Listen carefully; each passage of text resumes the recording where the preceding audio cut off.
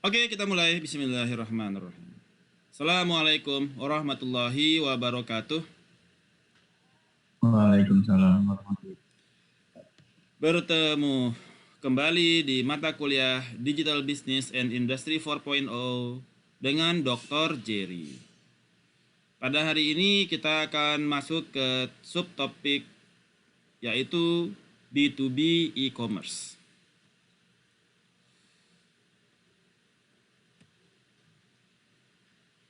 Cita-cita kita di dalam perkuliahan hari ini adalah untuk mendiskusikan dan mengevaluasi terhadap growth, perkembangan dari B2B e-commerce, beserta potensial benefit dan challenge. Menjadi tantangannya apa? B2B, business to business. Yang kedua, Anda memahami mengenai bagaimana procurement dan supply chain yang itu terkait dengan B2B e-commerce. Bagaimana hubungannya dengan procurement dan supply chain. Yang ketiga, Anda memahami apa yang menjadi major trend di dalam supply chain management dan kolaboratif commerce. Yang keempat, Anda memahami mengenai apa saja karakteristik dan types dari net marketplaces. Dan yang kelima, Anda memahami kepada private industrial network, ya, dan bagaimana barriernya kepada implementasi. Sebelum kita mulai, kita ada case yaitu Alibaba, Chinese e-commerce king. Ya. Jadi Alibaba itu dibuat oleh Jack Ma pada tahun 1999. Ya. Yang mana ini dimulai sebagai B2B,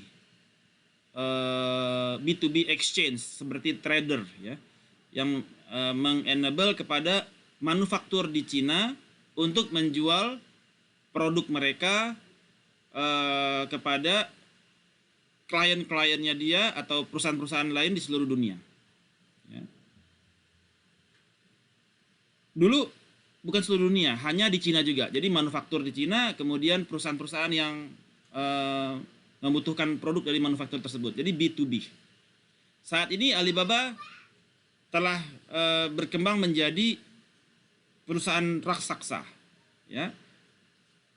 Dan kemudian di tahun 2014 perusahaan ini telah melakukan IPO, Initial Public Offering, yang mana sampai saat ini Alibaba termasuk ke dalam perusahaan terbesar di dunia. Ya. Nah, konsep berpikirnya Alibaba ini dia hampir sama seperti Amazon, ya. Namun dia B2B. Ya. Saat ini Alibaba juga masuk ke dalam B2C. Jadi nggak cuma B2B, juga dengan B2C. B2B dia punya, B2C dia juga punya. Ya. Dan supplier dari Alibaba nggak cuma di Cina doang. Sekarang suppliernya dia sampai ke Amerika dan Eropa. Masuk sebagai manufaktur yang sebagai supplier di Alibaba. Bahkan sampai juga ke Jepang. Kemudian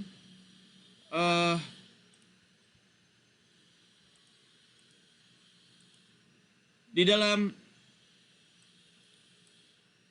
modelnya, jadi dia saat ini memiliki model yaitu B2B dan B2C. Ya. Dan how does Alibaba compare to other B2B marketplace? B2B-nya Alibaba, dia business to business-nya dia from all over the world.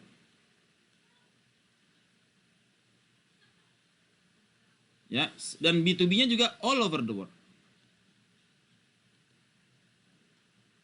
Jadi dari Alibaba sama kayak Amazon. Jadi kalau Anda mau supply, jadi dari klien itu dia nggak tahu dia ngambil barang dari mana. B yang di sini yang menerima barang dia cuma tahu dia ngambil dari Alibaba. Yang dari perusahaan manufaktur di sini juga nggak tahu dia menyuplai kemana. Yang tahu cuma Alibaba. Jadi di Alibaba ada tempat mereka ada storage di sana. bahwasanya si perusahaan-perusahaan manufaktur dari seluruh dunia yang menaruh barang di situ, dia jaga stok rasio 2.0. Jadi dia jaga stoknya dia untuk dua minggu produk, atau dua minggu atau 1 bulan produk konsumsi seluruh dunia. Dan itu yang dia storage-nya di Alibaba di China. Jadi kalau orang Indonesia perusahaan di Indonesia mau beli ke Alibaba, dia nggak tahu tuh suppliernya siapa. Mau dari perusahaan angin ribut kayak, dia nggak tahu. Yang dia tahu itu cuma Alibaba. Nah, what benefit do supplier enjoy for using Alibaba? Mereka nggak perlu cari klien. Semua klien ada di Alibaba. Yang mereka perlu tahu adalah mereka jaga stok rasio di Alibaba 2.0. What controversies could be a potential obstacle to Alibaba business? Kalau ternyata supplier mereka tidak bisa jaga stok rasio, artinya ada stop line atau ada stop line, tidak ada produk ya, barang stop line. Karena ada isu misalkan kapal terlambat, pesawatnya terlambat, atau kena tsunami, nggak bisa produksi, dan lain sebagainya. So, ini Alibaba menggurita di mana suppliernya dari seluruh dunia bisa masuk ke Alibaba, dan buyer pembelinya, perusahaan-perusahaan pembelinya juga bisa dari seluruh dunia. Nah, ini yang menjadi strengths yang dimiliki oleh Alibaba. Sampai di sini semuanya. Araso.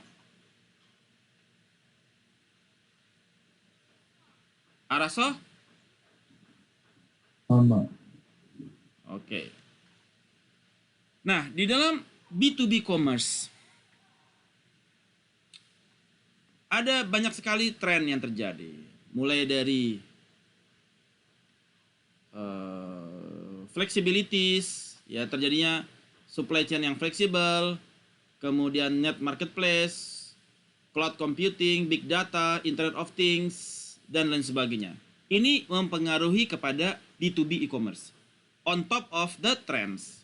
Misalkan dari sisi bisnis. Ya. Dari sisi bisnis, apa yang menjadi tren saat ini? COVID, pandemi, ya, membuat disrupsi di dalam supply chain. Kapal nggak berangkat karena kapal tidak berangkat karena masalah di kota yang dituju, dia lockdown. Bayangkan sekarang sampai saat ini 7 kota di Cina masih lockdown.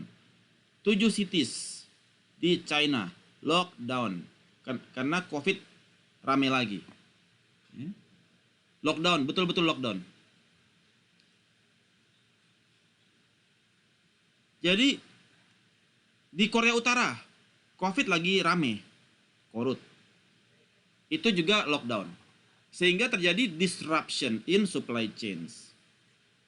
Ditambah lagi dengan kondisi perang dari Rusia dan Ukraina. Supply chain kita jadi stop line. Ukraina itu penghasil gandum. Rusia penghasil minyak bumi. Semua stop line. Jadi, in the business, COVID-19 dan perang create significant disruption in supply chain. B2B e-commerce mengalami peningkatan, ya, yang semakin akselerat. Ya. Dan ini akan semakin berakselerasi seiring dengan berkurangnya pandemi COVID-19. Ya. Sehingga diperlukan banyak company yang berusaha untuk digitize, ya, going digital, penjualan mereka yang B2B. Sekarang semua sudah digital, ya, going to Alibaba, going to Amazon. Ya. Kemudian B2B distributors, ya, B2B e-distributor adopt same marketing and sales technique yang digunakan di e-commerce company such as Amazon. Jadi sekarang semuanya pada berencana bikin marketplace. Di Indonesia, marketplace untuk B2B sudah ada belum? B2B marketplace di Indonesia sudah ada belum? Ada nggak? Ada nggak? Yang ada sekarang masih B2C kan? B2B ada nggak? Marketplace, B2B. Halo? Setahu saya belum, Pak. Belum ada. Jadi ini masih opportunity-nya besar sekali. Sekarang semuanya masih ke Alibaba. Teman saya punya perusahaan itu dia jualannya di Alibaba. Karena Alibaba serve ke seluruh dunia. Jadi kalau kita mau bisnis kita itu global, ya go to Alibaba, go to Amazon sebagai untuk kepada B2B-nya. Jadi Anda bikin company di Indonesia, apa Anda hasilkan produk? Misalkan Anda hasilkan produk spare part. Spare part untuk motor custom. Misalkan Anda mau bikin motor Scorpio upgrade menjadi Harley Davidson. Nah, nanti Anda bikin kerangkanya dia segala macam. Ya Anda jualan spare part buat custom, Jap style gitu ya, dan lain sebagainya. Kemudian risk management, ya. Companies heighten their focus on risk in supply chain karena banyaknya disaster. Ya sekarang risk management semakin penting karena kemungkinan musibah besar. Ada COVID. Sekarang BTN udah mau bangkrut. BTPN udah diakuisisi. Terus bank apa lagi tuh yang udah mau siap-siap bangkrut? Bank Banten udah mau siap bangkrut. Karena banyak bank BTN itu banyak produknya yang dilelang ulang. Yang dilelang sekarang itu rumah-rumah BTN harga murah dilelang karena para yang kreditornya pada macet semua kreditnya. Nggak, karena ada COVID, nggak kerja, ada COVID, dipecat, ada COVID, ya, nganggur, ada COVID, meninggal, sehingga rumahnya pada dilelang-lelangin. Ya. Risk management sekarang kerja keras. Itu menjadi tren di dalam sisi bisnis. Siapa orang mau dikasih kredit? Siapa orang nggak mau dikasih kredit? Regional manufacturing, ya, sifatnya dia sekarang udah increase ke jadi regional, ya, untuk memenuhi market demand. Market demand secara regional. Sekarang kita kayak Toyota dia serve-nya udah regional. Dia ke ASEAN, negara ASEAN dia udah serve jualan, ya. Spare part butuh di Thailand, dia beli ke Alibaba, taruh aja di Alibaba, ya. Jadi orang belanja ke Alibaba, gua butuh spare part Toyota, nggak perlu ketemu Toyota, negosiasi harga nggak, masuk aja ke Alibaba beli spare part untuk perusahaannya dia, oke, dan seterusnya. Jadi secara dan supply chain visibility growing use of the real time data. Sekarang orang butuh real time. Berapa stok kalau kita di Amazon atau di Alibaba ketahuan tuh stok tinggal 10, stok tinggal 5. Ya, real time terhadap stok rasio, ya, yang memungkinkan para manajer untuk melihat kira-kira stop line-nya kapan nih? Rasionya harus diorder kapan nih? Kapan barang harus masuk untuk jagain stok rasio tetap di 60 dan lain sebagainya. Ini yang menjadi tren di dalam bisnis. Kemudian dari sisi teknologi,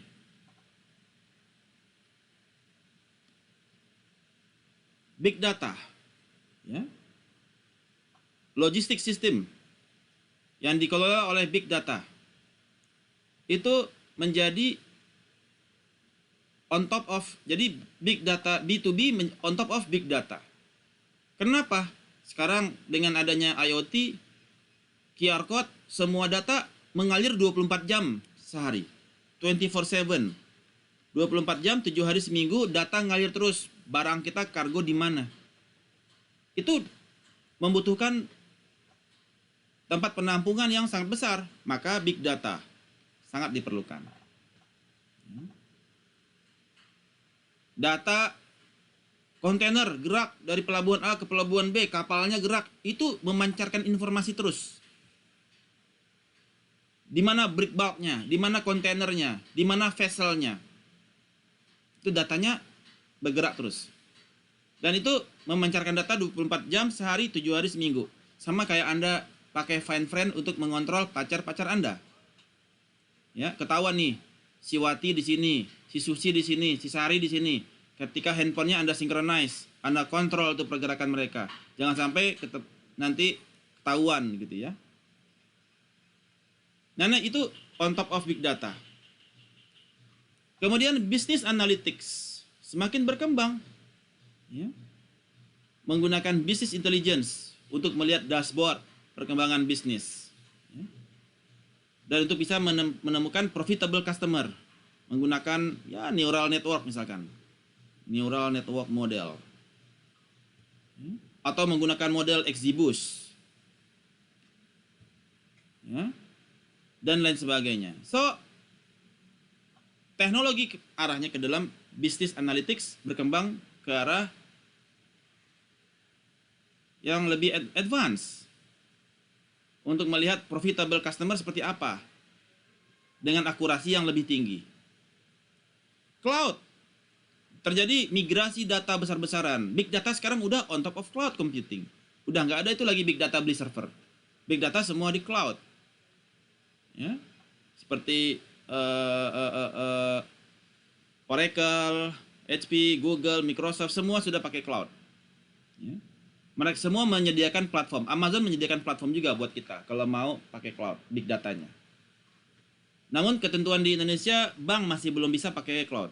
Bank dilarang pakai cloud karena takut datanya bocor. Mobile platform. Terjadi perkembangan mobile platform untuk B2B system. Ada CRM, ada SCM, ada enterprise. Ya. Kalau CRM untuk kita bikin campaign kayak menggunakan CRM bisa scheduler. Oke, gue schedule tanggal sekian, jam sekian, campaign jalan.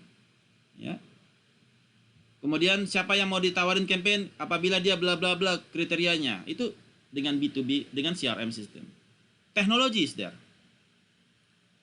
Ya.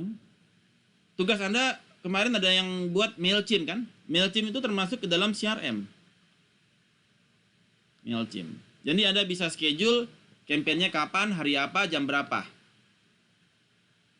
Untuk email blasting. Menggunakan MailChimp sebagai CRM. Social network, ya.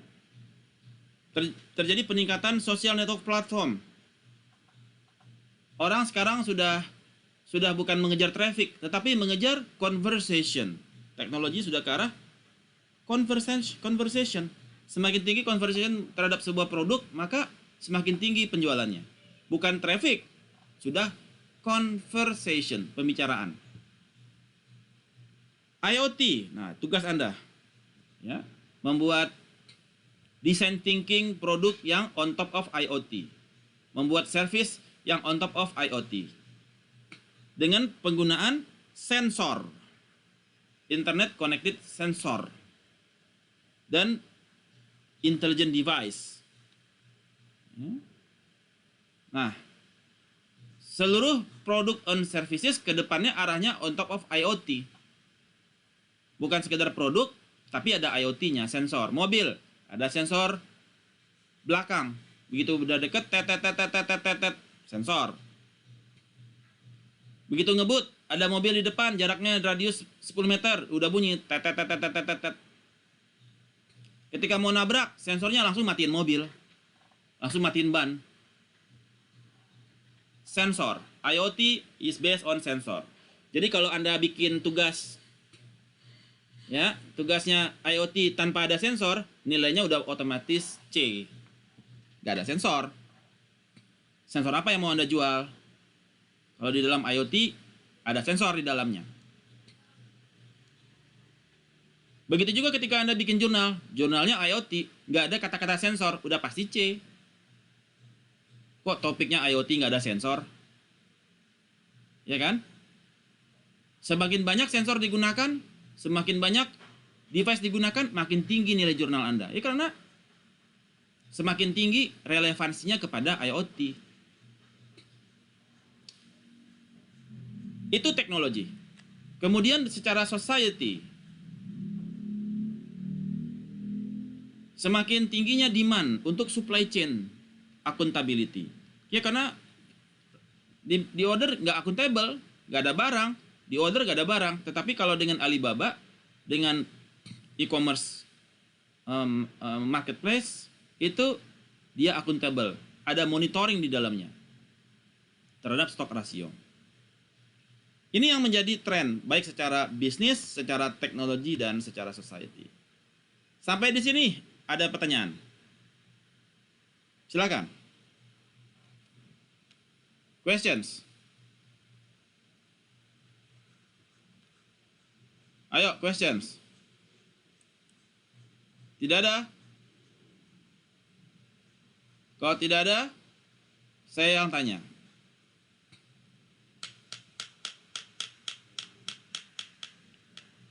Oke. Secara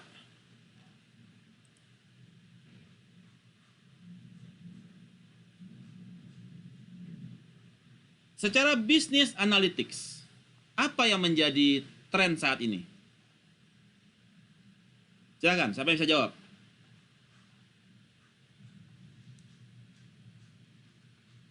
Apa tren dari bisnis analytics saat ini terkait dengan teknologi tren?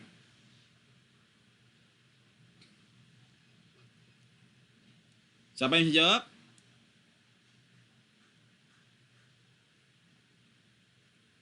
Dapat poin nanti untuk nambah nilai post test. Tambah 5 poin deh. Siapa yang bisa jawab? Wah, kurang agresif nih. Kurang. Yuk, siapa? Riko, silakan. Ya, kalau dari yang saya dengar itu bisnis itu untuk itu menemukan profitable customer. Ya. Dari itu, Pak. Bukan, itu yang dijual adalah yang saya tanyakan adalah tren di dalam bisnis analitik itu apa sekarang? Bukan tujuannya. Tujuannya ya ujung-ujungnya profitable customer, tapi methods yang digunakan apa sekarang yang menjadi tren?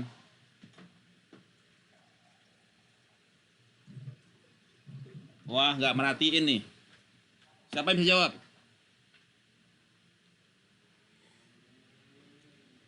Online bisnis bukan, Pak? Wah, sama juga, nggak merhatiin tadi saya nerangin. Itu berarti, Pak, karena ada big data, terus di bisnis analytics berarti pakai software, manfaatin big data itu, dan nanti dari big data itu untuk mencapai tujuannya itu, Pak. Nah, salah satunya yang tadi itu. Masih salah, Riko. Belum. Ya itu yang saya terangkan tadi. Apa yang menjadi tren di dalam bisnis analytics sekarang? Waduh, ini pada tidur semua nih, pada rebahan semua nih kuliahnya nih. Iya nih, siapa yang bisa jawab? Tadi saya ngomong apa di bisnis analytics?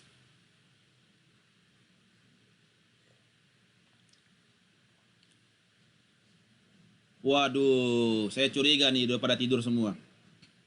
Cuma kita berdua doang nih, Riko yang sama Fadli nih, yang matanya melek nih.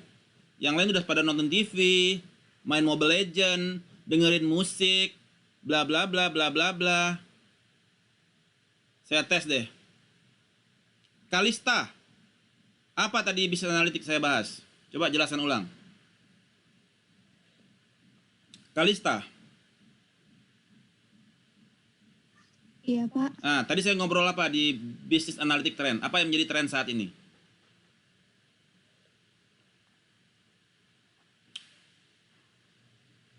Apa Kalista?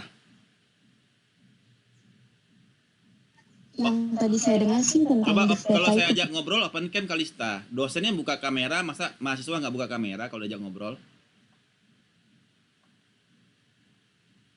Apa Kalista? Pak, kamera saya lagi error, Pak. Aduh. Oke, coba tes juga. Tes dulu. Buka dulu kameranya. Muncul nggak? Kalau ya dibuka aja, kalau error kan nggak muncul wajahnya. Nah, gitu aja. Gelap ya? Ya udah. Oke, apa Kalista? Yang tadi saya dengar sih tentang data, Pak. Yang Bapak bilang. Salah, big data bukan itu. Di atasnya yang big data saya bahas. Saya bicara business analytics. Apa tadi yang saya sampaikan mengenai tren Kalau business real analytics? time data bukan Pak? Apa? Real time data. Enggak ada hubungannya sama real time data. Business analytics, apa yang saya bahas tadi?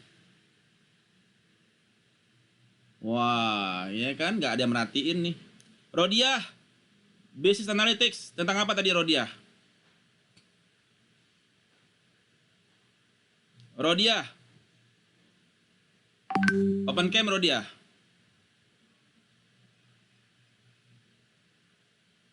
Wah, Iya, Pak. ya open Saya cam, belum. open cam.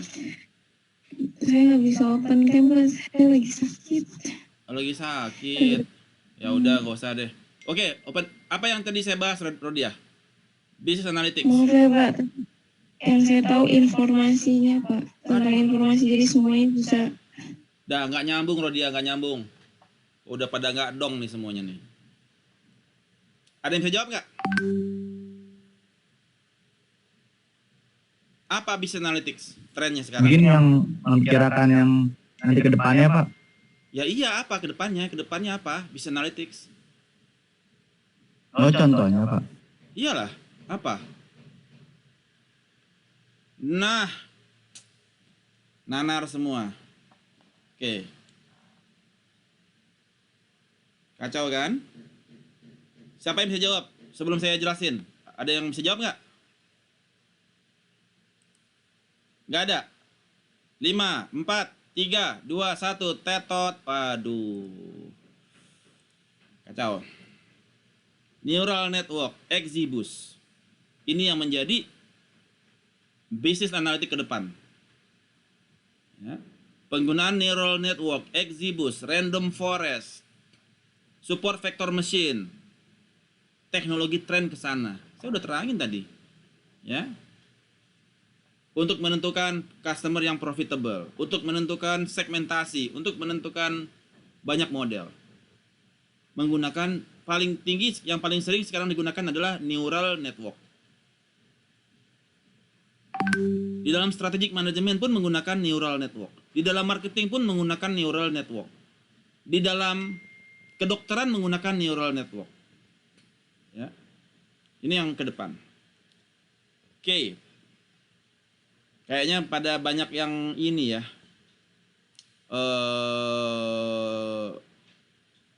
Sambil rebahan nih, sambil nonton YouTube. Dengerin suara saya. Oke. Baik. Berikut adalah saya tanya sekali lagi deh, satu soal lagi.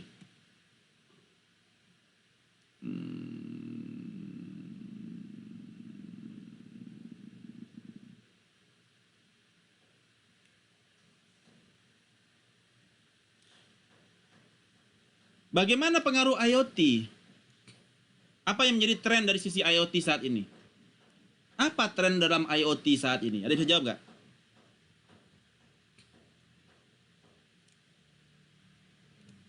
Apa yang menjadi tren IoT saat ini? Menurut Anda, siapa yang bisa jawab? Mau nyoba boleh, Pak? Silakan, Purma. Kalau menurut saya tren penggunaan IoT ini lebih ke mempermudah kehidupan sehari-hari sih, Pak. Kayak menggunakan sensor-sensor, contohnya kayak mematikan lampu menggunakan sensor. Terus untuk kedepannya bisa dikembangkan kayak yang tadi Bapak jelasin, di mobilnya itu bakal ada sensor agar minimalisir kecelakaan gitu sih, Pak. Yes, ya.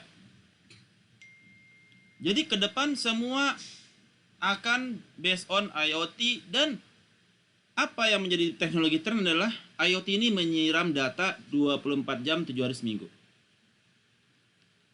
24/7 informasinya mengalir terus tanpa henti selama ada koneksi dengan internet.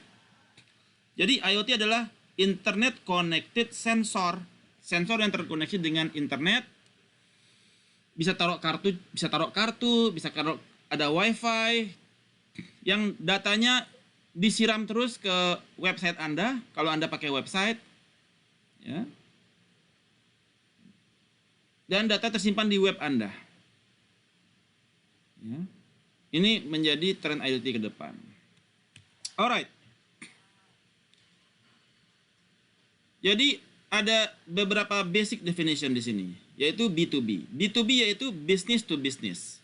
Artinya antara interfirm trade, perdagangan antar dua perusahaan atau antar perusahaan, B2B. Ya. Before the internet, B2B transaction itu masuk ke dalam procurement process sebelum internet. Kemudian ada juga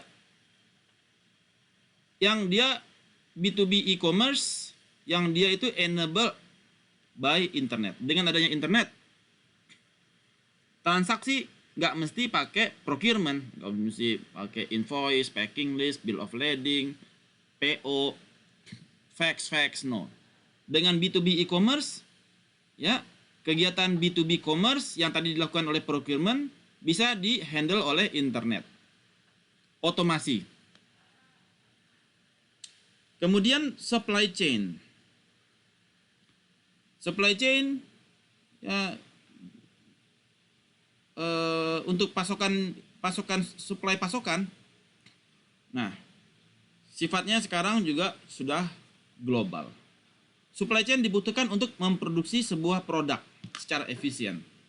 Anda bikin mobil, ada supply chain, ada yang pabrik ban, ada pabrik cap, ada pabrik shockbreaker Kayaba, ada pabrik interior Kadera. Jadi ada perusahaan, ini ada perusahaan, bannya. Bannya dari Bridgestone, misalkan. Oke, bannya dari Bridgestone. Shockbreaker dari Kayaba. Kemudian spring. Springnya dari apa namanya ya? Yang penghasil coil spring gitu ya. Namanya saya lupa. Interior Kadera. Kemudian clutch atau AC-nya Denso. Kemudian dari sisi clutch dari Aisin Takaoka. Kemudian dia untuk spare partnya yang lain ada lagi NTC, Nusai Toyotetsu Corporation. So, ini menjadi supply chain yang dibutuhkan untuk membuat sebuah produk. Dibutuhkan organisasi, orang, bisnis proses, teknologi, information untuk bisa memproduksi barang tersebut. Supply-nya juga harus Kanban. Barang dibutuhkan, barang ada. Stok dijaga seminimal mungkin, stok rasionya dia untuk mengurangi biaya stok, storage. Ya, Kanban system. So, ini supply chain.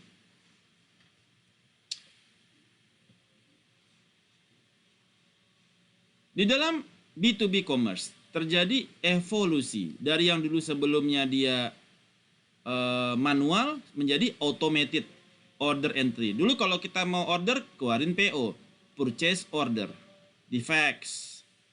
Sekarang sudah automated order entry system. Kita tinggal masuk ke websitenya, kita input, kita send. Kemudian untuk dokumen kita butuh ada ketika barang mau dikirim ada invoice, ada packing list, ada bill of lading, ada certificate of origin. Semua ini sudah bisa digantikan dengan EDI, Electronic Data Interchange. Sekarang ketika kita butuh dokumen, tinggal buka EDI-nya aja di sistem. Nggak perlu nunggu pakai pesawat tuh, invoice datang, packing list datang, bill of lading datang, certificate of origin datang. Kalau nggak ada ini kan barang nggak bisa dikeluarkan. Tapi sekarang sudah ada EDI, Electronic Data Interchange. Dan ini menjadi evolusi dari B2B commerce. Saya masih ngalamin dulu nih pakai PO, pakai invoice, packing list. Sekarang udah nggak ada. udah automated dan menggunakan EDI.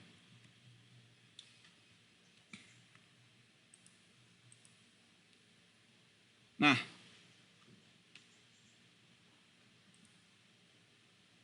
di evolution, nah dari mulai yang kita tadi manual, sekarang sudah automated, kemudian pakai EDI, sudah ada websitenya, ya, kemudian sudah ada websitenya, kemudian ada industrial networknya dia untuk masing-masing dari Krakatau Steel. Krakatau Steel dia supply kemana aja, udah ada private networknya, kemudian net marketplace. Apa yang dimaksud dengan net marketplace? Ada yang tahu nggak? Apa yang dimaksud dengan net marketplace? Any idea?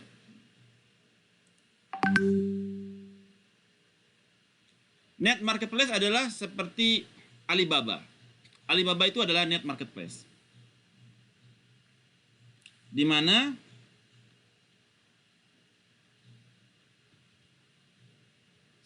ribuan perusahaan atau supplier itu bisa berinteraksi dengan buyernya, ya, di dalam platformnya si Alibaba. Ya. Jadi ada marketplace di sini. Tempat net marketplace yaitu marketplace bagi B2B, disebut dengan B2B net marketplace untuk B2B. Kemudian juga sekarang sudah ada social networks dan mobile apps. Dan ini semua ya dari tahun 70-an sudah ada automated, tahun 80-an sudah mulai EDI, kemudian tahun 2000-an sudah mulai commerce websites, kemudian Alibaba udah mulai muncul di tahun 2010, kemudian mobile apps. Dan ini semua mendukung kepada evolusi untuk B2B. Sekarang semua sudah in the mobile apps. Sekarang Anda kalau mau company to company, dia udah bisa komunikasi melalui Instagram. Dulu kita mana mungkin menghubungi company pakai Instagram, direct communication, mana bisa. Sekarang Anda kalau mau ngobrol sama Nestle, Anda buka aja Instagramnya Nestle, Anda chat itu di DM, sudah bisa ngobrol. Nih barangnya kadaluarsa dijual nih, kayak gitu. Dengan menggunakan social network kita mematahkan hubungan dengan trader segala macam. Ada disintermediasi dan bisa langsung connect kepada makernya. Dan Pak. Yes, silakan. Saya mau nanya tadi private industrial network itu apa, Pak? Private industrial Networks. industrial networks. Jadi private industrial networks itu adalah kayak Krakatau Steel, itu dia ada komunikasi yang sifatnya di dalam environment-nya dia. Misalkan sekarang Anda ini Krakatau Steel. Jadi untuk ini Krakatau Steel. Kemudian Anda ada order nih Krakatau Steel. Saya order 5.000 ton. 5.000 ton untuk bikin Avanza. Anda pesan 5.000 ton coil. Atau 50 ton lah, gampang, per bulan. Ini data ini sekarang untuk 50 ton coil ini terbagi dari 10 ton. 10 coil. Satu coil isinya 5 ton. Anda bisa cek 10 coil per masing-masing coil ini sekarang statusnya bagaimana? Apakah masih raw berupa palet atau berupa slab, atau dia sudah work in process, dan mana yang sudah ready di coil. Jadi Anda bisa memantau berdasarkan menggunakan private industrial network-nya dia. Jadi di mana Anda dengan internet dia real time, ya, secara real time bisa eh, memonitor kepada proses yang terjadi.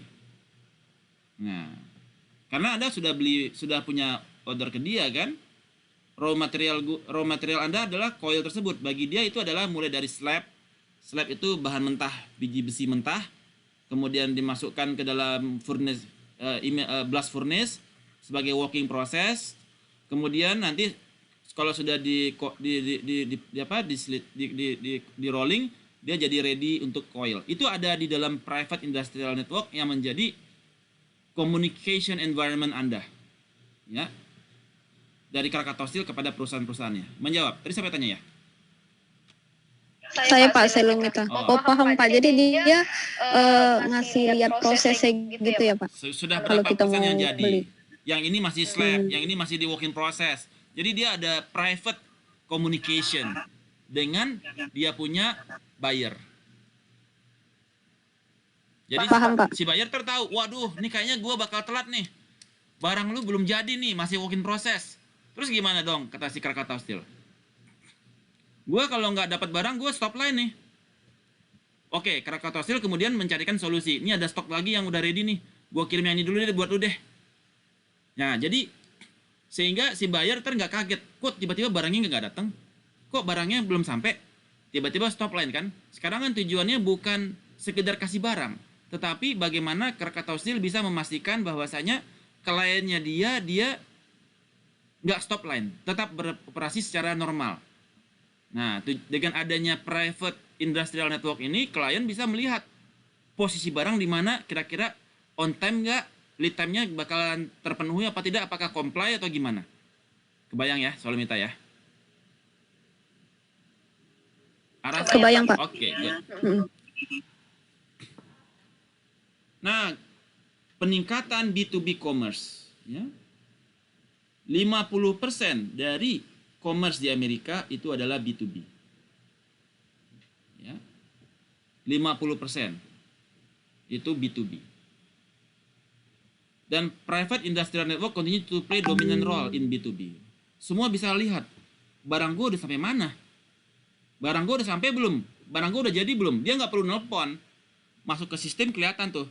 Barcode sekian, barang lu yang barcode sekian, dia udah tahu ini barangnya udah sampai working prosesnya udah sampai mana, stage berapa, stage 2, stage 3, udah ada yang ready to ship atau udah di kapal. Barangnya udah di kapal. Jadi dia real time bisa memonitor berdasarkan komunikasi internal antara dia dan Krakatau Steel. Kemudian EDI continues as workhouse. Seluruh dokumen menggunakan EDI. Growth sampai 2023. Wah, ini karena bukunya buku baru ya. Sampai 2023 terbang terus dia di Amerika. B2B ya. B2B-nya naik terus. Apa yang menjadi benefit dari penggunaan B2B ini? Satu, lower administrative cost. Dulu kita kirim dokumen, invoice, packing list, bill of lading, pakai pesawat. Supaya nggak telat kan, kena biaya mahal. Sekarang udah ada EDI, ya nggak perlu lagi.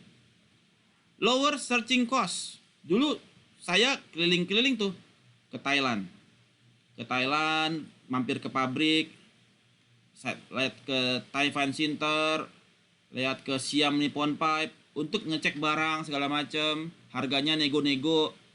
Sekarang dengan adanya e-commerce, dengan internet, semua udah terbuka. Ya udah, nggak perlu keliling-keliling lagi cari barang murah. Ya kan kalau nego-nego di email susah, ya nego di email nggak tanda tangan susah, harus ketemu kan. Nah tapi kalau dengan harganya sudah clear, speknya udah clear, dan si Alibaba dia juga melakukan verifikasi, Amazon juga melakukan verifikasi, jadi dia lebih aman, lower search. Gak perlu keliling-keliling nih pesawat. Reduce inventory cost. Ya. Sekarang Anda gak perlu jaga stok rasio. Oke, stoknya 5 bulan. Gak perlu. Ya, dengan adanya private communication, private industrial network itu kita udah bisa lihat barang gua udah ready nih, no issues. Barang gua work in process nih masih on schedule. Jadi kita nggak takut-takut kalau barang telat. Nggak perlu jaga inventory kegedean. Lower transaction cost. Iyalah, harganya udah tahu seluruh dunia, transparan. Jadi pasti lower cost. Kemudian increase, kalau dia nggak transparan, ke si ini dapat lebih murah sedikit, ke sini lebih mahal sedikit, sini lebih murah sedikit. Repot. Kalau kita udah terbuka, transparan, everybody knows what everybody gets. Increase production flexibility dan just-in-time delivery. Production juga semakin economic of scale, makin banyak order, karena satu tempat dia bisa terima order di seluruh dunia. Improve quality of product, ya, karena ada increasing cooperation among buyer dan seller. Sekarang udah bisa direct communication kan, di chat, di segala macam. Oh, barangnya scrap nih, barangnya gores, barangnya scratch, barangnya di stamping pecah, ya. Itu menjadi lebih open untuk quality improvement dan mengurangi cycle time, meningkatkan kolaborasi, transparansi, visibility dan seterusnya. So ini menjadi benefit dan juga sekaligus challenge apabila kita mau masuk ke dalam e-commerce. Anda bikin perusahaan sendiri. Jadi saya punya teman tuh ya, dia kerjanya bikin perusahaan. Teman saya itu,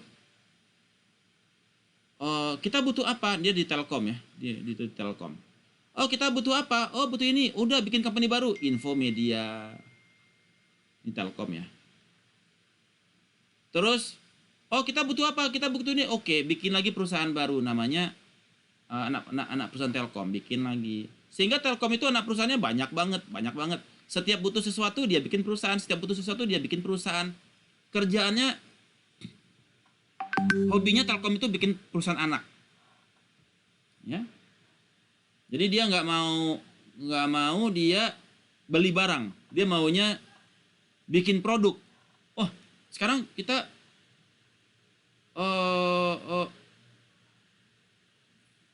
kayak ada tuh mahasiswa saya, dia di di program MBA ya.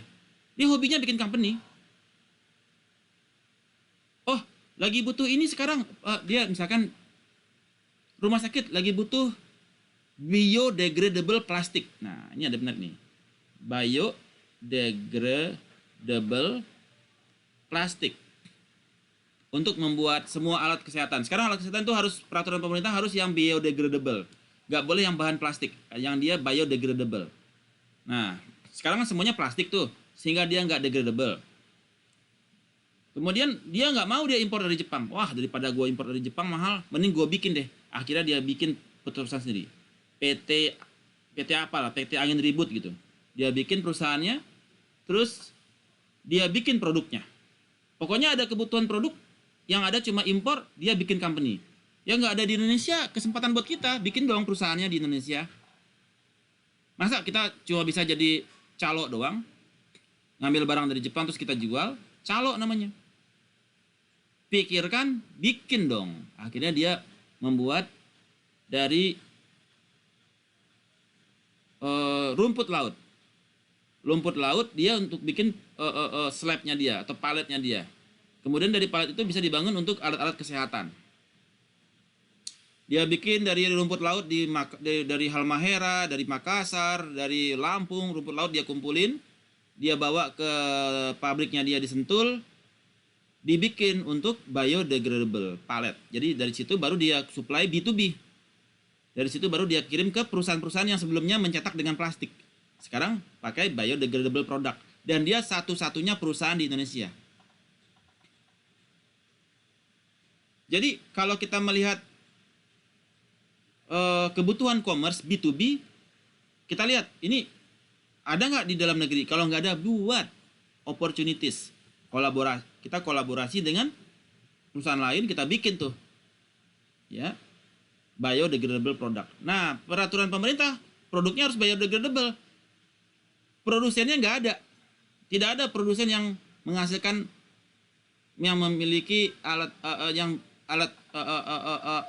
produk mentah untuk membuat produk yang biodegradable, bisa diurai. Nah, ini menjadi, saya harap ini jadi ide buat Anda semua di dalam digital business. Kita bicara bisnis ya, pikirkan juga ke depannya, pikirkan bikin B2B ya, juga B2B. Jangan cuma B2C, jual sepatu, jual celana, ya jual thrifting sepatu second. Nah, aduh, bikin tugas kok bikin jualan sepatu second. Ya, pikirin untuk B2B-nya juga. B2C. Sampai di sini ada pertanyaan? Silakan. Any questions? Sambil saya nyeruput dulu. Ini apa ya? Baru datang nih. Pakai GoFood. Es teh di Indonesia kok es teh kayak kopi sih? Es teh kamu tim mana? Silakan pertanyaannya. Gak ada yang nanya nih? Gak ada yang nanya? Kenapa ya gak ada yang nanya ya?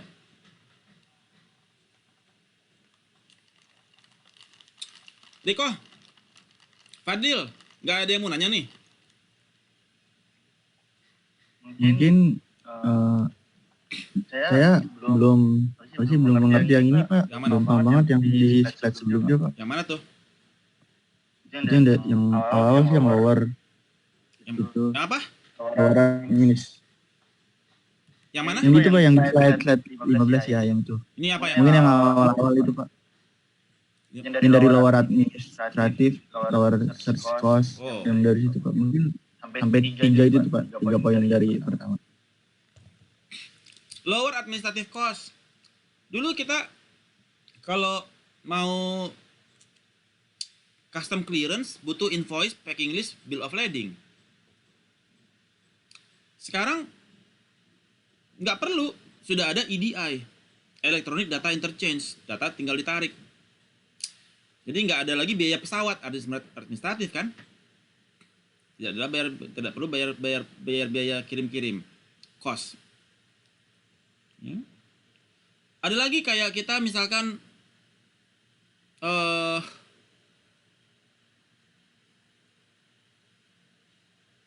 administrative cost. Ketika kita mau order, ada minimum order quantity misalkan. Kalau Anda mau ke klien, kalau Anda mau ke maker, ada minimum order quantity, ada minimum order 5 ton. Sekarang dengan adanya e-commerce, Anda bisa minimum ordernya Anda bisa kurangin 1 ton, 2 ton. Karena ada sebagian lagi juga butuhnya cuma setengah ton dan sebagainya. Jadi nggak mesti harus minimum order yang dipenuhi. Kalau Anda lewat marketplace ya. Kemudian juga lower search cost for buyer. Kan nggak perlu jalan-jalan, nggak perlu keliling-keliling, cukup di marketplace aja Anda belanja. Masa Anda mampir ke toko-toko satu-satu ngecek ini perusahaan bonafit atau enggak? Lihat aja siapa yang udah make. Oh, PT ini pakai ini, PT ini pakai ini, PT ini pakai ini. Testimoninya bagus. Ya udah, aman kan? Tinggal Anda hubungin aja. Gimana? Order dari situ. Barang nyampe nggak? Barang sampai, aman. Packing bagus, nggak ada yang rusak. Reduce inventory cost juga gitu. Sekarang Anda kalau order barang kan Anda nggak tahu, waduh, ntar barang gue nggak nyampe, gue harus jaga stok gue 3 bulan, 6 bulan gitu ya. Tapi dengan adanya private communication networknya itu, Anda bisa tahu, oh barang gue udah di sini nih, barang gue udah mau nyampe nih, barang gue di sini nih, oke aman, nggak bakal stok lain, 3 hari juga nyampe, stok masih cukup. Itu juga reduce inventory cost. Menjawab Riko? Jawab Pak. Makasih Pak. Alright, any other questions? Gak ada? Oke. Berikut adalah procurement process. Nah, kalau dulu procurement process mulai dari PO. Kemudian setelah PO masuk, baru masuk PO, kemudian bikin LC, kalau kita ekspor impor ya, LC, letter of credit. Ketika LC-nya sudah dapat, baru PO-nya jalan. Ya. Sebagai importir. Nah, setelah dokumen barang sampai ke Indonesia, baru kita LC-nya misalkan at site. Dokumennya masuk, langsung dibayar ke eksportir. Jadi di dalam hal ini LC-nya 100% deposit. 100% deposit di bank. Jadi begitu barang sampai, dokumen against payment tarik dari EDI, bank bayar ke eksportir. Nah, procurement process adalah the way firm purchase material. Steps, deciding dia mau beli dari mana, bayar transaksinya, completing the transaction. Each step is composed of many business process. Ya. Mulai dari search, kualifikasinya dia, negosiasi harga, baru masukin PO, baru invoice, packing list, baru shipping, baru remittance payment. Tahu dari mana search? Dari internet aja udah dapet. Qualify-nya gimana? Berdasarkan check with the competitor. Udah ketahuan tuh siapa yang belanja di situ. Oi, barangnya oke apa enggak? Barang bagus. Oke. Negosiasi, baru kita negosiasi harga. Ya, kemudian baru kita setelah semua deal baru kita kirim PO. Purchase order, purchase beli, order perintah, perintah beli. Setelah PO masuk, barang jadi, diterbitkan invoice. Ada invoice, ada packing list, ada bill of lading, ada country of origin. Invoice berangkat, kapal berangkat. Invoice berangkat pakai pesawat. Sekarang sudah pakai EDI. Baru shipping. Dokumen ini semua sebagai syarat untuk shipment. Bawa 2 kontainer, 3 kontainer. Barang sampai, remittance payment. Ada yang dia TT remittance. Setelah invoice terbit, bayar 30 hari. 30 days TT remittance. Anda belajar ini di corporate finance. Di credit management. TT remittance 30 hari. Atau bisa juga Anda pakainya LC at site. Jadi ketika barang sampai, LC langsung bank bayar ke si eksportir. Inilah yang disebut dengan procurement process. Siapa tahu nanti Anda ada yang bekerja di procurement. Any questions?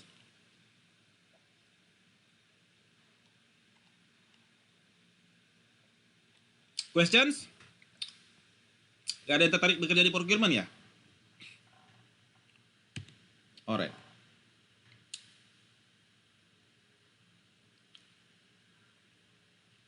Kemudian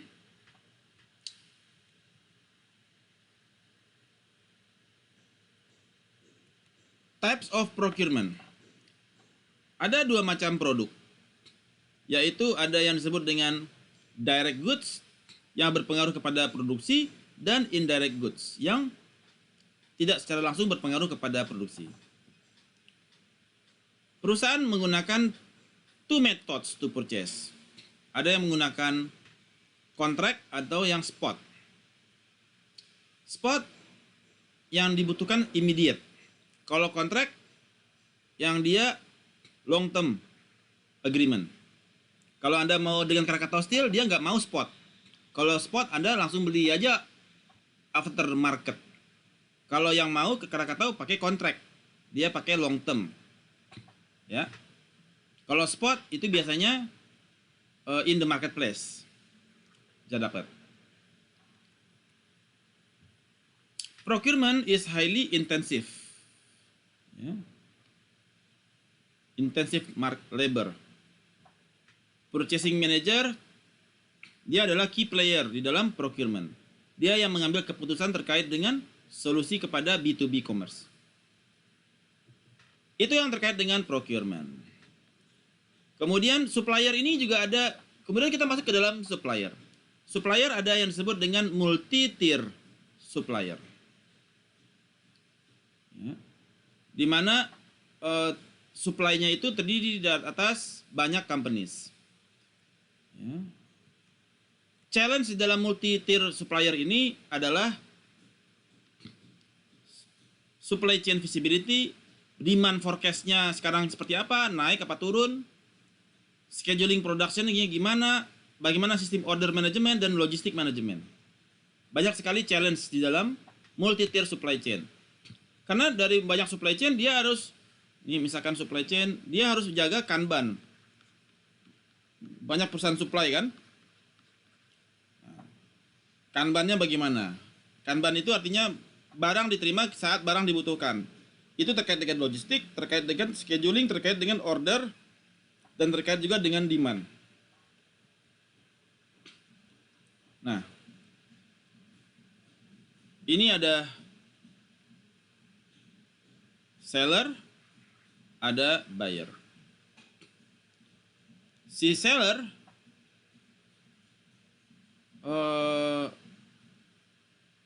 ketika dia bikin produk, itu dia ada banyak pabrik yang dia terlibat. Ya. Dari Toyota ada Kayaba, ada Denso, ada Aisin Takaoka, ada NTC, ada Kadera, anything. Ya. Nah, dan si buyer dia tinggal bayar kan? Di dalam B2B, si buyer dalam hal ini dia bisa saja dia harus assembly lagi. Assembly. Kalau B2B. Dari dua company. Oke. Dua company ini dia supply dari dua company yang menghasilkan produk yang berbeda oleh si buyer, kemudian dia assembly ulang. Ini disebut dengan multi-tier supply chain. Apa yang menjadi tren di dalam supply chain management? Ya. Yang menjadi isu adalah continual effort to improve the process, atau disebut dengan Kaizen. Apa artinya Kaizen? Continuous improvement. Kemudian just in time delivery. Pokoknya barang dibutuhin, barang harus ada, harus just in time. Kalau nggak ada, berarti barang stop line, produksi tidak bisa, mobil tidak bisa diproduksi. Dan lean production, jadi semua harus efisien, layoutnya harus efisien, semuanya efektif, efisien, dan waktu betul-betul terpakai dengan optimal. Supply chain simplification, adaptive supply chain, sustainable supply chain, electronic data interchange. Dan ini semua major trends di dalam supply chain management. Ini ada, kalau di magister ada lagi nih, magister supply chain management. Mata kuliahnya ada lagi 10 lagi, khusus yang terkait dengan supply chain. Ada product development segala macam. Ada lagi ada lagi master of supply chain management, ada lagi tuh.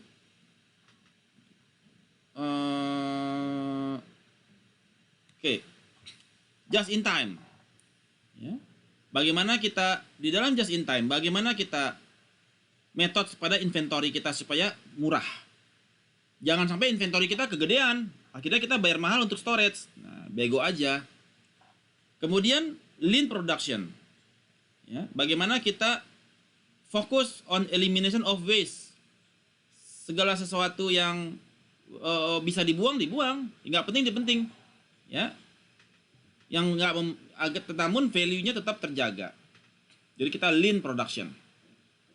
Just in time, barang harus ada. Jangan sampai barang nggak ada. Kalau barang nggak ada, leher kita digorok. Kenapa? Akhirnya air shipment. Karena kesalahan kita di dalam menghitung PO, menghitung barangnya, lead time-nya berapa bulan bisa sampai ke lokasi. Ya, itu disebutnya just in time delivery. Menggunakan metodologi yaitu yang disebut dengan Kanban. Nanti Anda cek Kanban system untuk just in time. Sampai di sini ada pertanyaan, silakan. Any question?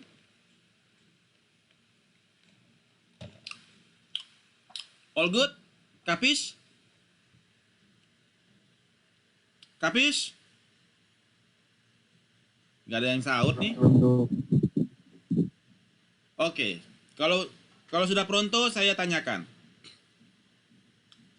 Apa yang dimaksud dengan Kaizen?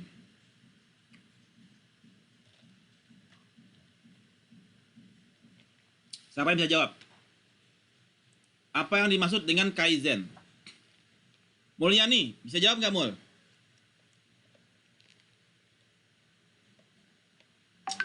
Mulyani. Apa yang dimaksud dengan Kaizen, Mulyani?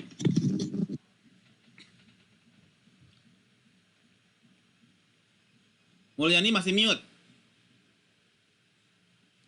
Belum tahu, Pak. Nggak merhatiin tadi. Audi, terangkan apa yang dimaksud dengan Kaizen, Audi. Open cam.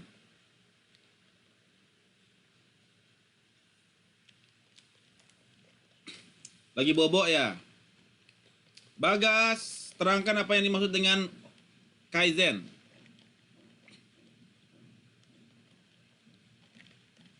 Lagi main Mobile Legend. Oke.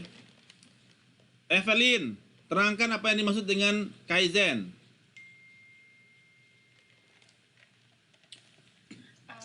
Proses untuk Open mengarah cam, open hal cam. yang Kalau saya ajak ngobrol open cam.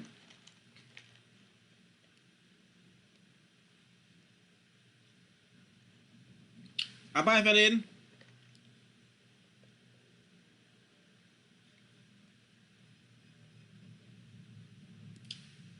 proses buat nyarah yang lebih baik itu bukan Pak? Apa? Open cam dong Evelyn. Udah Pak, Kok gambarnya cuma blur? emang nggak kelihatan? Gak ada muka, Nggak tahu. gak ada mukanya. Tunggu. Jangan ditutupin plester. Jangan ditutupin plester itunya. Enggak Pak, tunggu. Inayah, apa yang dimaksud dengan Kaizen? Gak ada yang betul nih. Inayah? Waduh. Siapa yang bisa jawab? Apa yang dimaksud dengan Kaizen? Itu Pak, improve proses. You want to improve proses tadi begitu. Siapa tadi jawab? Rico. Kapan jawabnya? Apa? Oke. Kaizen adalah continuous improvement. Continuous improvement. Pertanyaan saya sekarang, apakah Anda semua sudah menerapkan Kaizen dalam kehidupan sehari-hari?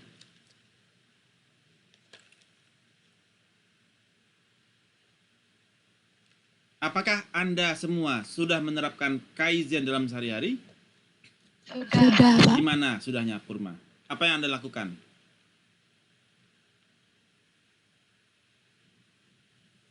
Bentar, Pak.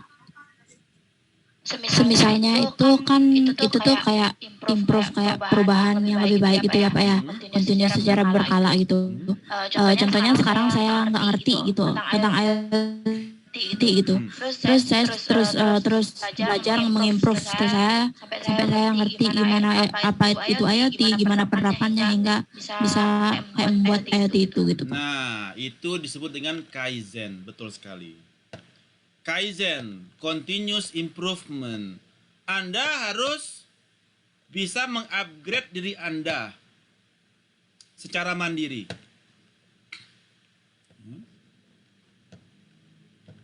Kalau Anda nggak bisa Kaizen, Anda nggak dipakai di dunia usaha.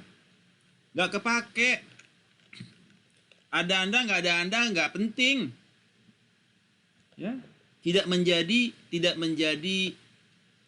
tidak memiliki nilai jual kalau Anda tidak bisa continuous improvement. Kalau kemarin Anda baru bisa ilmu kebal, besok Anda harus bisa terbang kayak Superman. Begitu. Harus ada ilmu Anda itu yang meningkat. Kalau kemarin nggak ngerti IoT, sekarang udah bisa bikin jurnal IoT, sudah bisa bikin produknya, sudah bisa merangkai MCB-nya, sudah bikin aplikasinya. Ada continuous improvement. Kemarin nggak bisa bikin website, sekarang udah bisa bikin website. Kemarin nggak ngerti neural network, sekarang udah paham neural network. Kaizen, continuous improvement. Pertanyaan ini harus ditanyakan kepada Anda setiap hari. Hari ini gue punya ilmu baru apa ya? Kalau gue nggak punya ilmu baru, Anda harus khawatir dengan diri Anda. Wah, gue nggak ada ilmu baru nih. Sementara orang lain ilmunya makin canggih-canggih. Sedangkan Anda nggak ada tuh. Ilmu baru apa yang gue milikin minggu ini ya? Nggak ada. Sekarang apa kesaktian Anda yang paling Anda andalkan saat ini untuk lulus kuliah? Apa kesaktian Anda yang paling Anda mau jual?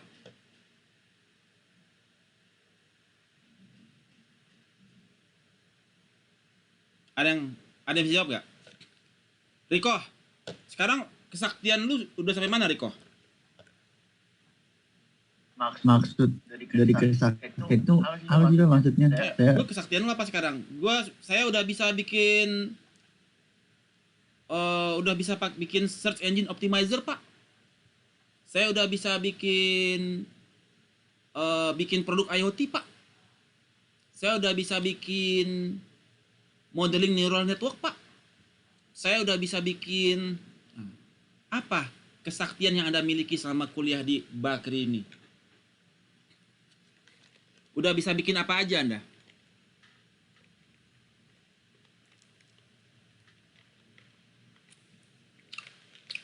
Udah bisa bikin produk apa aja Anda?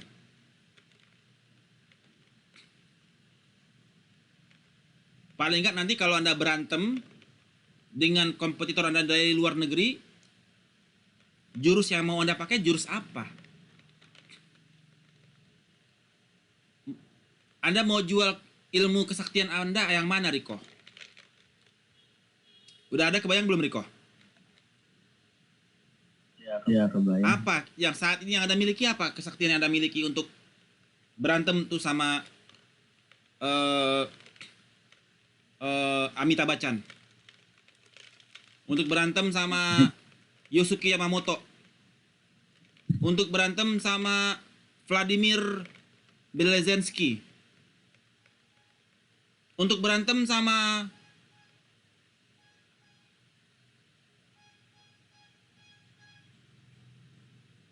Kobuto? Atau mau berantem sama yang lain-lain lah, yang dari luar negeri? Anda udah punya ilmu apa, Riko? Jadi kan dari hasil belajar selama ini gitu ya Pak, maksudnya. Ilmu apa? Iya, ilmu yang mana yang mau anda pakai sebagai senjata rahasia Anda? Ada nggak? Yang Anda yakin dan percaya gua bisa membantai itu orang-orang Rusia. Yang bisa Anda yakin Anda bisa bantai itu orang-orang Bulgaria pakai ilmu Anda itu. Ada nggak kesaktian yang Anda miliki saat ini? Ada nggak, Riko?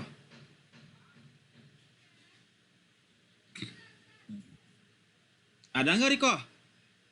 Ada sih. Apa? Pasti. Sebutin, saya pengen tahu. Bingung Pak. Ya, nggak apa-apa.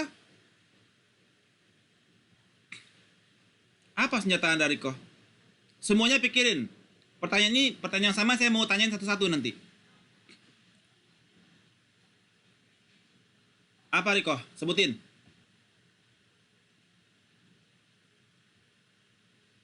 Bagian. Jadi ilmu yang Satu aja. mungkin tentang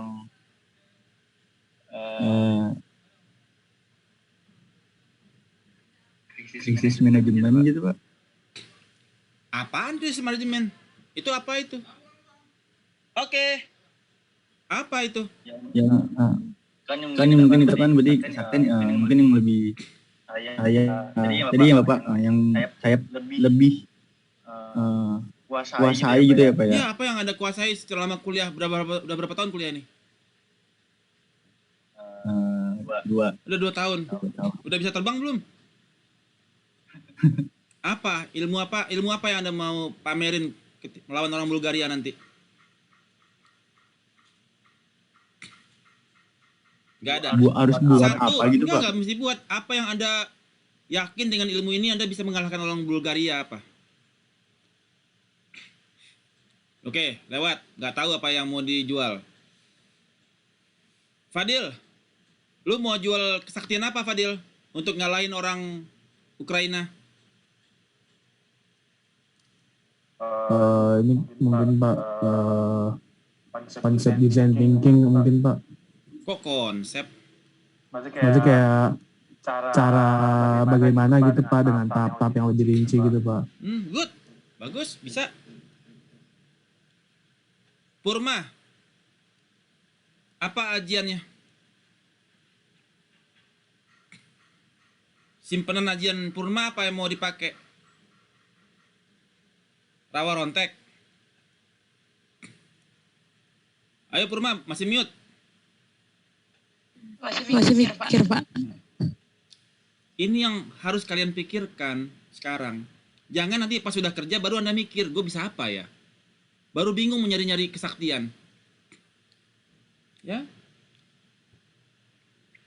Baru nyari-nyari dukun buat nambah ilmu kebal. Nggak bisa. Anda harus pikirkan dari sekarang apa yang menjadi ajian yang Anda jual kalau ketemu lawan berat. Mau pakai rawa rontek kah? Braja musti kah? Mau pakai ajian apa? Apa keahlian Anda?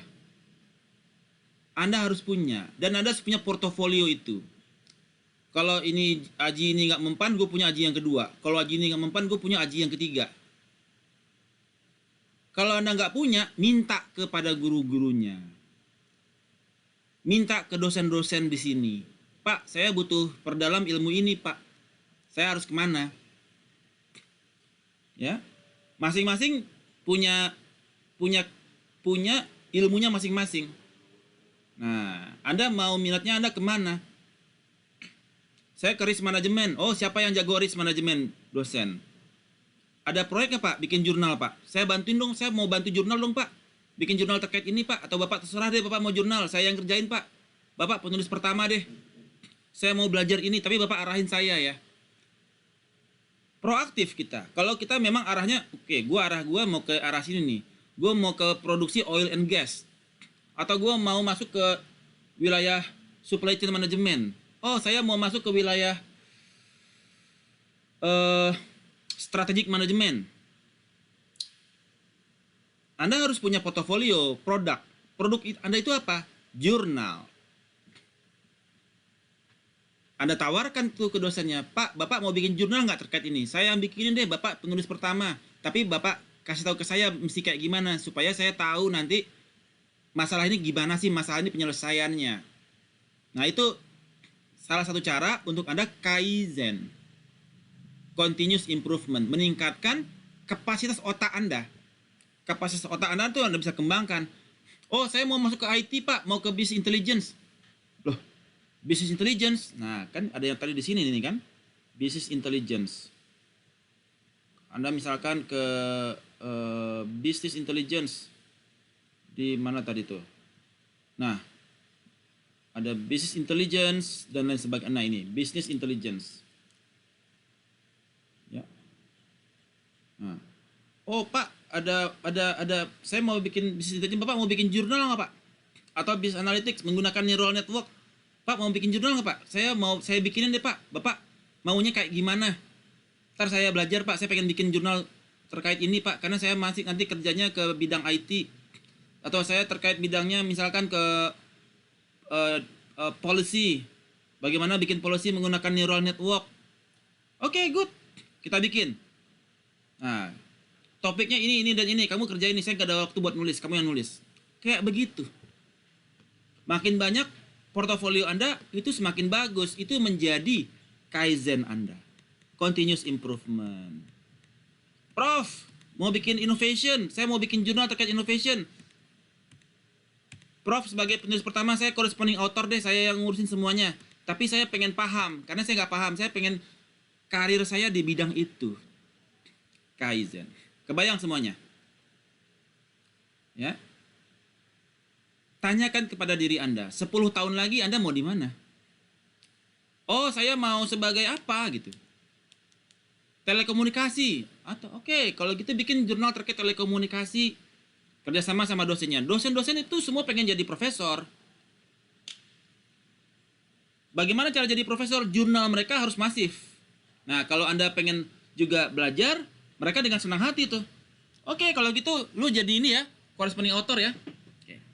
Ada biaya, si profesor yang keluarin biaya. Anda cuma pikir buat nulis dan research. Karena para profesornya juga waktu untuk researchnya terbatas karena dibatasi dengan jadwal pengajar ya. Kemarin itu saya baru publikasi itu mahasiswa. Dia berhasil publikasi untuk Scopus, untuk finance di Scopus internasional, Scopus 4. Karena dia minta, ya. Si Melani, Pak, Bapak ada rencana buat bikin jurnal nggak? Kenapa? Saya ikut dong Pak sama Bapak. Maksudnya, biar saya nulis Pak, saya sebagai corresponding author. Bapak penulis pertama. Kamu yakin? Serius Pak, saya pengen menguasai terkait topik-topik yang keuangan. Jadi, dia belajar sekaligus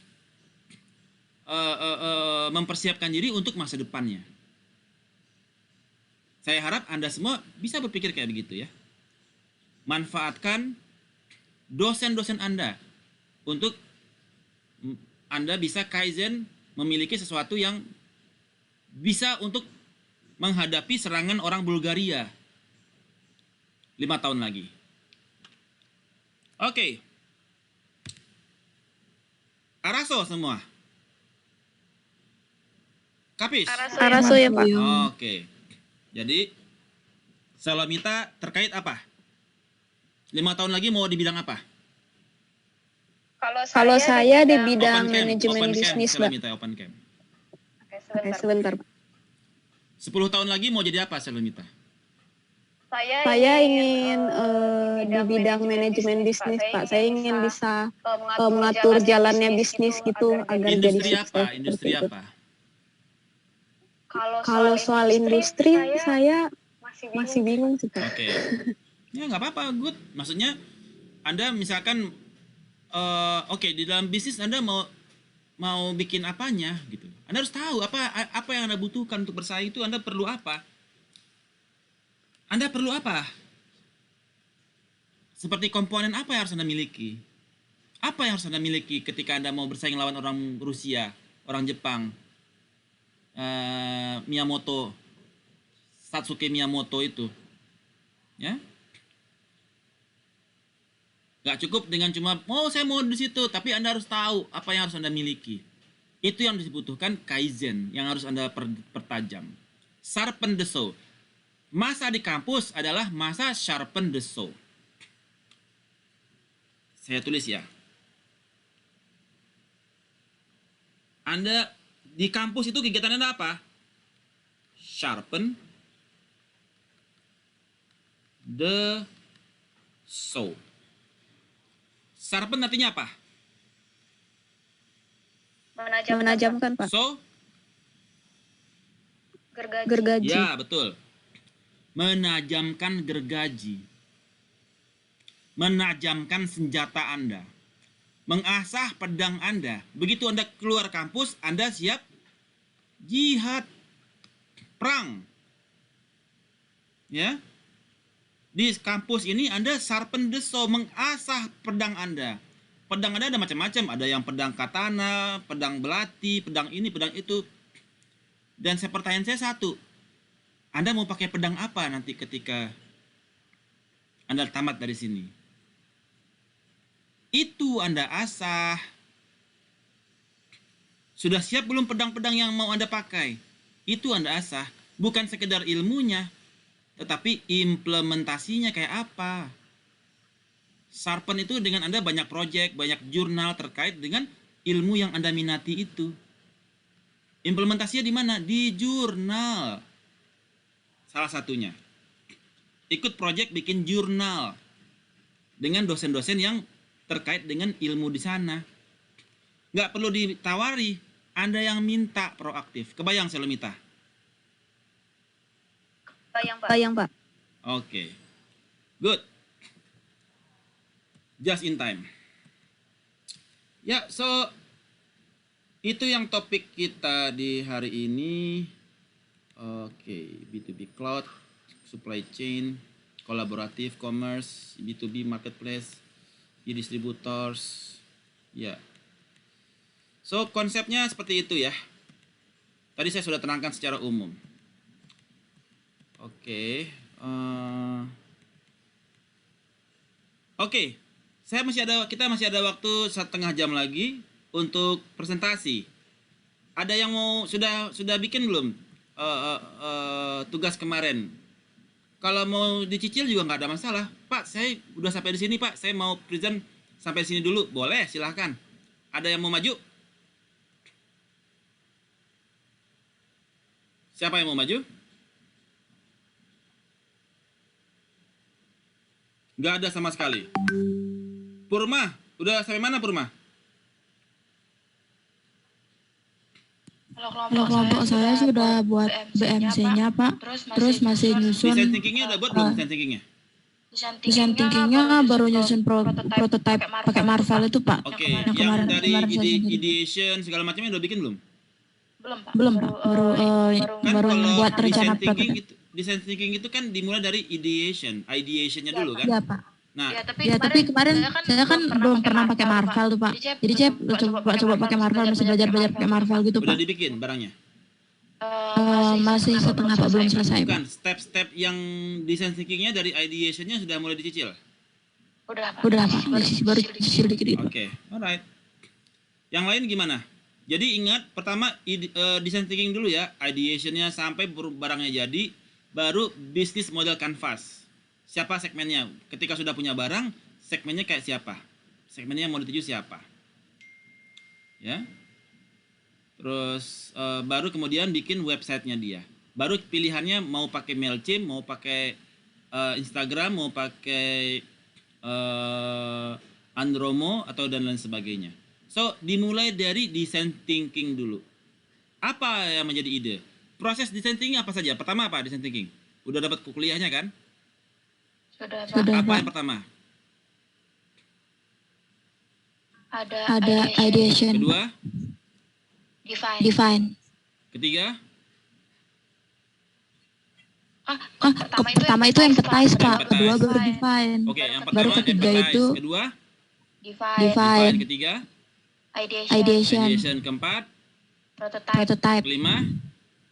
baru testing. Testing. Nah, 5 step ini Anda bikin dulu ya decknya ya. Di dalam deck itu ada design thinkingnya, Anda buat decknya. Kemudian baru masuk business model canvas. Ya, untuk Anda menentukan bisnis model Anda terhadap produk tersebut. Kemudian baru bikin websitenya. Kemudian baru bagaimana Anda mau meningkatkan traffic. Bisa menggunakan Mailchimp, bisa menggunakan Instagram, bisa menggunakan Andromo, bisa menggunakan email blasting, dan sebagainya. Itu opsional. Yang wajib pertama design thinkingnya. Yang kedua business model canvasnya. Yang ketiga websitenya. Yang keempat yang sunatnya. Di antara itu lagi tadi Andromo, Andromo, kemudian Instagram Ads, Facebook Ads, Mailchimp, kemudian email blasting, Mailchimp, kemudian TikTok atau apapun terserah, it's your call. Kita masih ada waktu 2 kali pertemuan lagi. Saya harapkan minggu depan sudah kita mulai ya minggu depan untuk Anda present apa yang menjadi hasil karya Anda. All good? Oke, kemudian sebentar sebelum kita masih ada waktu ya. Saya pikir tadi kita mau ada yang presentasi. Kalau nggak ada yang presentasi, saya habiskan waktu dulu yang untuk 15 menit terakhir. Jadi just in time, kemudian supply chain simplification. Di dalam supply chain simplification, ya, ini essential for just in time production model. Maksudnya adalah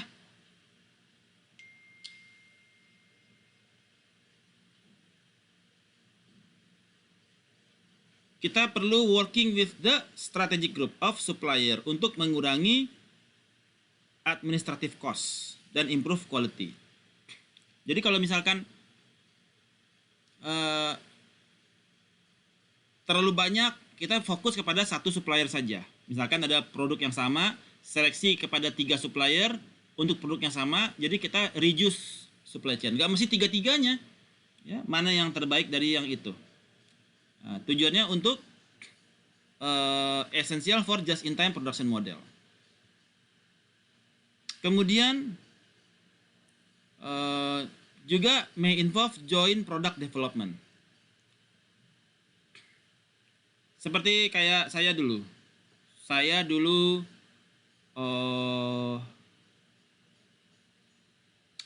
For your information, siapa ya di sini yang punya Avanza? Yang di rumahnya ada Avanza siapa? Siapa yang di rumahnya ada mobil Avanza? Nggak ada ya? Siapa yang pernah naik mobil Avanza? Nggak ada juga. Siapa yang pernah naik Avanza? Riko, belum pernah? Apa? Sudah pernah? Pernah. Nah, oke. Jadi ketika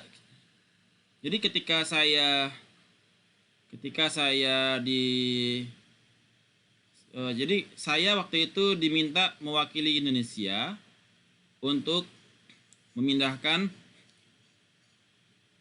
dari supply kita dari Nippon Steel ke Krakatau Steel. Jadi saya mengajukan kepada di dalam conference tersebut, saya mengajukan untuk memindahkan supply kita dari Jepang ke Krakatau Steel untuk membuat import duty-nya lebih murah. Sehingga disetujui, kemudian kita lakukan proyek Avanza Xenia. Karena waktu itu atasan saya dari Jepang, mereka nggak bisa bahasa Inggris. Sementara kita meetingnya seluruh dunia.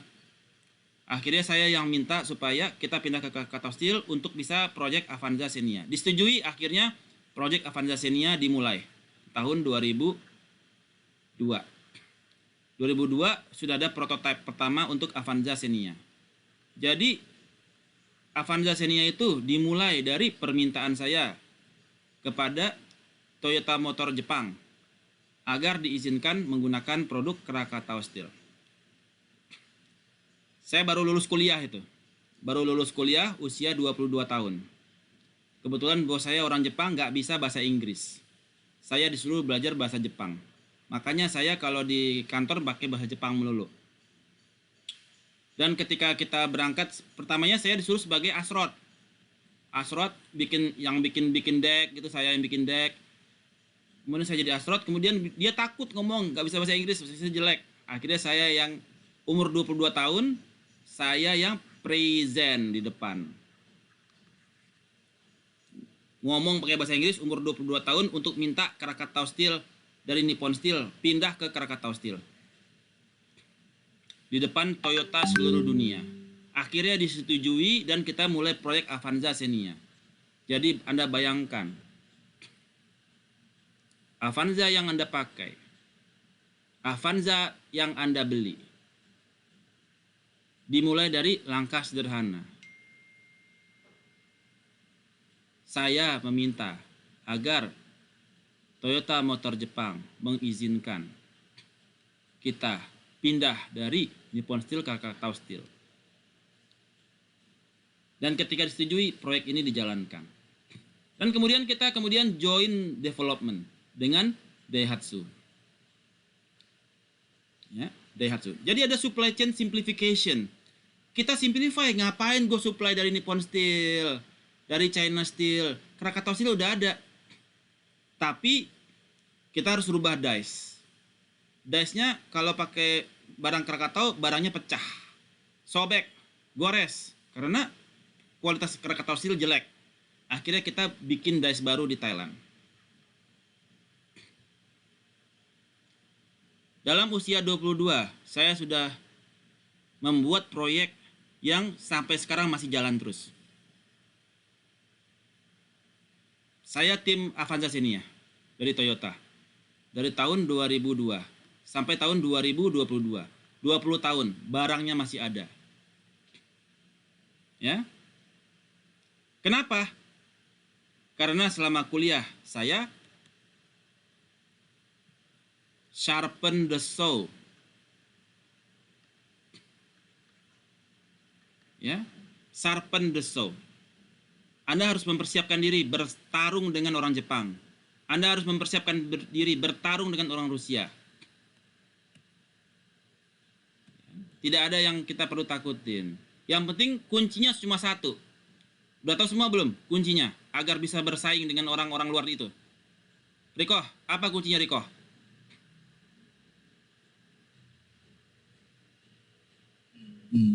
Nggak tahu. Fadil, apa kuncinya Fadil? Harus laju. Salah, Putu. Purma, apa kuncinya Purma? Kaizen tadi kali, Salah, Pak. bukan Kaizen. Apa Purma? Nggak tahu juga. Berani. Pak. Salah. Kuncinya cuma satu. Bebas. Mecin. Selama Anda masih makan mecin, jangan harap. Ya. Pasti bebel. Ya. Pasti bebel. Susah mikir, bawaannya nyontek melulu. Kalau masih kena mecin. Ya. Karena mecin hukumnya apa? Haram. Kenapa mecin hukumnya haram? Fatwa MUI. Ajinomoto mengandung apa? Fatwa MUI Ajinomoto mengandung apa ya? Halo? Ada yang tahu nggak fatwa MUI? Ajinomoto mengandung apa? Saya tahu. Haram, mengandung babi. Kalau saya boleh, Pak. Kalau kamu boleh. Kamu kan nggak ikut fatwa MUI, Ripurma. Oke. Kalau kita kena, kan ingat ayat saya kenapa sering pakai ayat ini ketika penutup kelas ya? A'udzubillahi minasyaitonirrajim. Khurimat alaikumul maitatu waddamu walahmu khinziri wa ma uhilla li ghairillahi bih. Artinya apa? Riko. Khurimat. Apa Riko?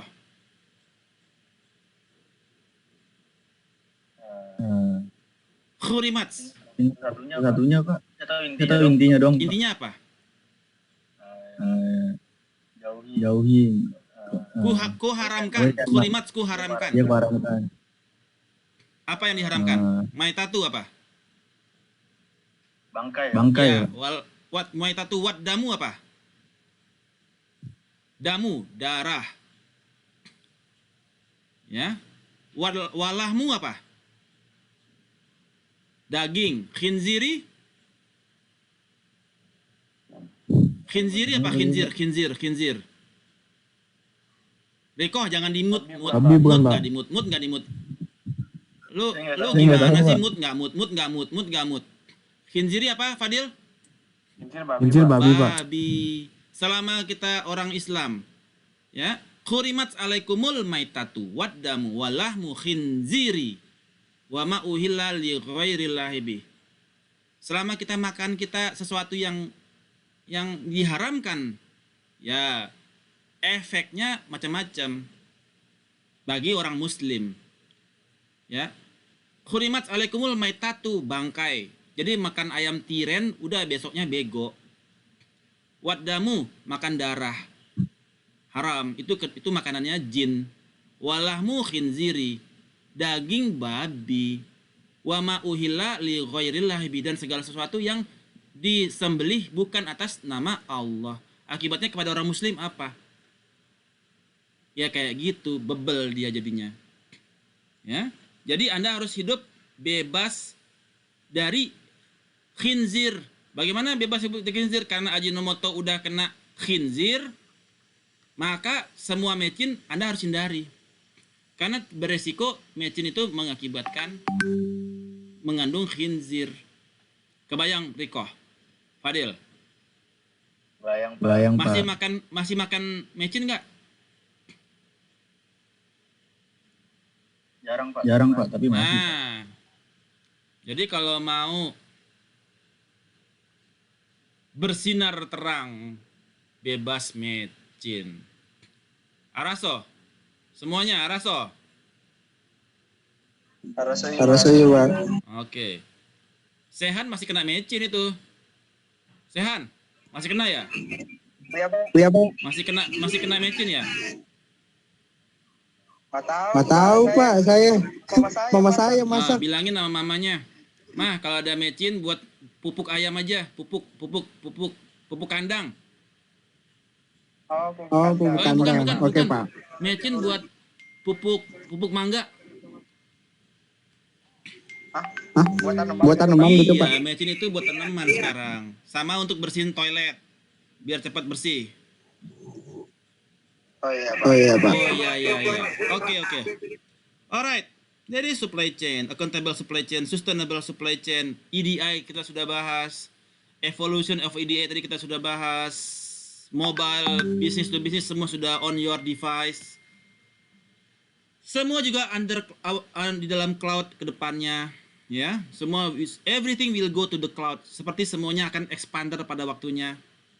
Supply chain management system, ya, dengan menggunakan SAP. Kita di Toyota pakai SAP system, ya. Kemudian supply chain management system, ya, itu ada bermacam-macam yang digunakan. Ada SAP, ada pakai Oracle, dan lain sebagainya. Dan di dalam supply chain itu ada modul-modulnya, modul produksi, modul pergudangan, modul finansial, ya.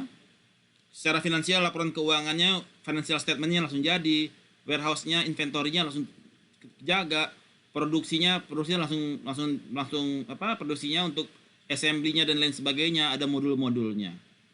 Kemudian ketika kita mau order, ada order entry system untuk purchase ordernya, hubungan dengan website, distribution, dan dari customer dia kirim PO. Kemudian setelah barang jadi baru dia shipment. Ini semua sudah ada di supply chain management system. Yang paling bagus saya lihat itu Krakatau Steel. Jadi kalau kita mau order udah ketahuan semua tuh. Produksi udah sampai mana nih? Stok kita udah sampai mana nih? Financial sistemnya gimana nih? Itu dia udah bagus banget. Krakatau Steel saya lihat contohnya. Blockchain dan supply chain management. Kemudian collaborative commerce, ya, menggunakan internet technology untuk rich communication environment. Kayak misalkan EDI, sharing design, documents, message, network meeting, private tadi ya, private communication. Kemudian B2B marketing, ya semua juga pakai menggunakan predictive analytics. Dengan menggunakan, nah ini saya harapkan jadi kompetensi Anda semua ya. Kalau yang mau bikin jurnal terkait predictive analytics bisa hubungi saya. Pak Jerry, saya mau belajar predictive analytics, saya mau bikin jurnal. Bapak sebagai author pertama deh, saya sebagai koresponden author. Untuk ke Scopus, saya pengen belajar predictive analytics ke depannya. Silahkan. Saya terbuka kalau Anda mau bantu saya bikin jurnal. Ya. Jadi kompetensinya Anda dapatkan, datanya kita dapatkan, data nggak perlu repot, data udah ada di mana-mana. Tinggal bikin jurnalnya saja, waktunya aja yang nggak ada. Kalau Anda tertarik untuk bikin jurnal terkait predictive analytics, you can come to me. Ya, di dalam predictive analytics itu kita, barangkali Anda bisa lihat tuh di YouTube channel saya itu. yang financial data analytics. Ya, kayak gitu tuh. Kalau Anda lihat di YouTube saya di financial data analytics yang saya ngajar di Central Queensland itu masuk ke predictive analytics semua. Ya. Ada yang mulai dari neural network, random forest, XGBoost, OK-means, kemudian lucu-lucu dah. Ya, kalau Anda tertarik, you can come to me, Pak. Yuk bikin jurnal, Pak. Saya mau belajar. Nah, nanti saya berikan materinya, Anda create jurnalnya dan itu akan menjadi pedang Anda nanti ketika keluar dari tamat dari kuliah. Ya.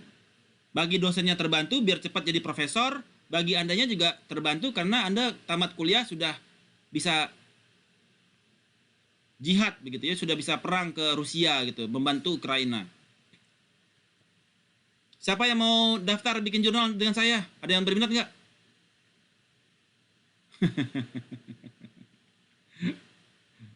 Nggak ada ya? Nggak ada nih? Ya nggak apa-apa. Kalau yang tertarik silahkan.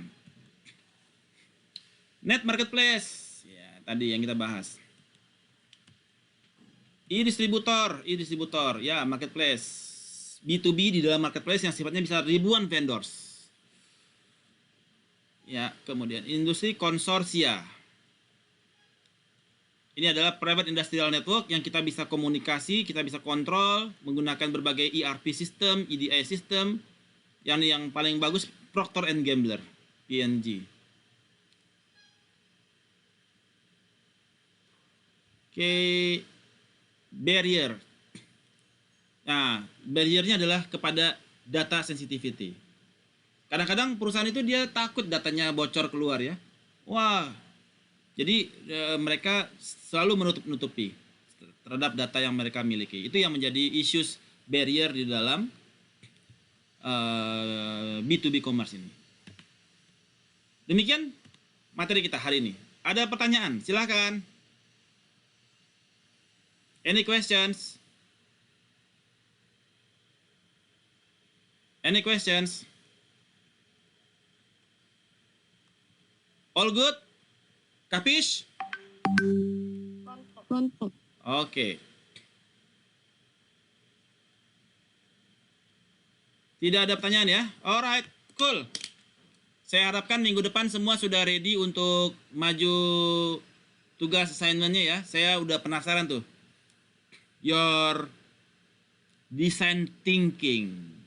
Deck design thinking-nya, deck business model canvas-nya, website-nya. Dan bagaimana Anda untuk traffic untuk Anda punya produk atau services di sana. Alright. Oke, sebentar saya stop sharing. Kemudian